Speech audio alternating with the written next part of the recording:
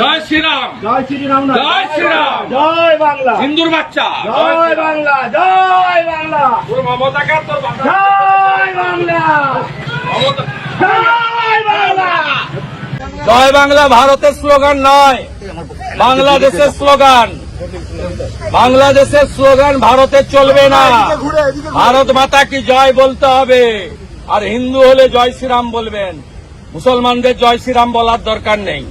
কথায় কথায় হিন্দুর বাচ্চা, পাকিস্তানি রোহিঙ্গা, এটা কি কোনো জনপ্রতিনিধি তথা বিরোধী দলনেতার ভাষা হতে পারে? শুভেন্দু অধিকারী কি মনে করেন উনি একাই ভারতীয়? আমার প্রশ্ন সুশীল সমাজের কাছে, আপনারাই উত্তর দিন। আমরা তো বাঙালি, জয় বাংলা বলতেই পারি, ওনার সমস্যা কি? নরেন্দ্র মোদীর এই বিতর্কিত নেতা শুভেন্দু অধিকারীর উদ্ভট কথাবার্তা এবং পশ্চিমবঙ্গের মানুষকে কথায় কথায় রোহিঙ্গা আখ্যা দেওয়ার ফলে আজ ভারত জুড়ে নরেন্দ্র মোদীর জনসমর্থন তলানিতে ঠেকেছে। সাধারণ মানুষ প্রকাশ্যে বলছে নরেন্দ্র মোদীকে আমরা ভোট দেব না, আর চা বিক্রি করে খেতে হলে চা বিক্রি করুক। मोदी को हम लोग वोट नहीं देंगे। क्यों नहीं देंगे मोदी? हमारा मर्जी, हम नहीं देंगे। मोदी हमको अच्छा नहीं लगा। क्या नाम है आप? वो चाय बेचता है, उसको बोलो चाय बेचने का। মানুষ আরো বলছে, শুভেন্দু ভাই, আপনার কথা বলার ভঙ্গিমা এমন যে আপনার ভবিষ্যৎ জনগণ ভালো করেই জানে।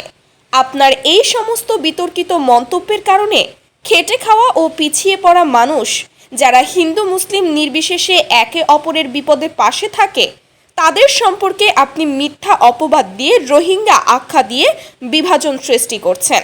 লিখে রাখুন, মমতা প্রাক্তন মুখ্যমন্ত্রী হবে, রাজীব কুমারকে থাকতে হবে। এজন্য বাংলার সাধারণ জনগণ আপনি কুচবিহারে যাওয়া মাত্রই ক্ষিপ্ত হয়ে আপনার গাড়িতে হামলা ও ভাঙচুর করেছে।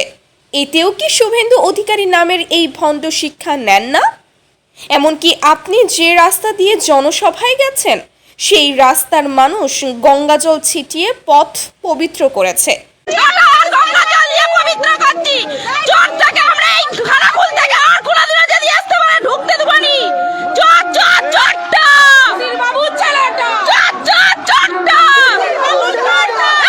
একটাও রোহিঙ্গা এবং বাংলাদেশের মুসলমানের নাম থাকবে না। যারা রোহিঙ্গা আমরা নয়, আমাদের জন্মভিটে বাপদাদার এখানে ছিলাম, এখানে থাকবো, এখানে এই মাটিতেই আমাদের মৃত্যু হবে, এই মাটিতে আমাদের কবর হবে।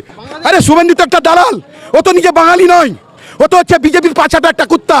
ওর মা তো নিজে বাংলাদেশি, ও বড় বড় কথা বলবে। 7 সালে শুভেন্দুর মা বাংলাদেশ থেকে এসেছিল, ওর মা নিজে বিজেপি।